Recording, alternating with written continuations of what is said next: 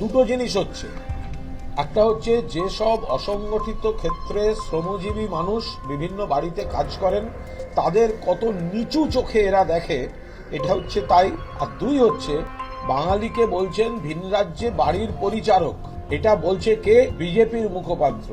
আমরা তীব্র নিন্দা করছি। দিল্লি সহ বিভিন্ন রাজ্যে বিভিন্ন মেধা সম্পদ ভিত্তিক প্রতিষ্ঠানগুলোতে, পদগুলোতে, সেটা রাজনীতি হতে পারে, শিক্ষা হতে পারে, বিজ্ঞান হতে পারে, গবেষণা হতে পারে, উচ্চশিক্ষা হতে পারে, বিভিন্ন দপ্তরের কাজকর্ম হতে পারে, সমস্ত জায়গায় বাঙালিরা নেতৃত্ব দিচ্ছেন। মহাকাশ গবেষণা থেকে শুরু করে অন্য সমস্ত রকম পদক্ষেপে বাঙালিরা নেতৃত্ব দিচ্ছেন।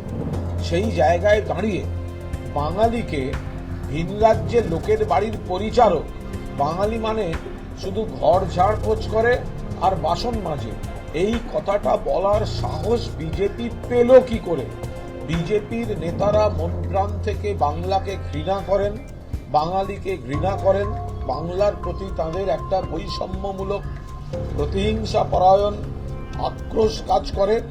আমরা তীব্র ভাষায় এর প্রতিবাদ করছি এবং আমরা খুব স্পষ্টভাবে জানিয়ে দিচ্ছি যে বাংলার মনীষী থেকে শুরু করে বাংলার আমজনতাকে যেভাবে অপমান করে চলেছে দিনের পর দিন ভারতীয় জনতা পার্টি, পশ্চিমবঙ্গের মানুষ তা কোনো অবস্থায় বরদাস্ত করবেন না। এর যথাযোগ্য জবাব ভোটের বাক্সে মানুষের চেতনা দিয়ে যে প্রতিবাদ, সেটা বিজেপি দেখতে পাবে।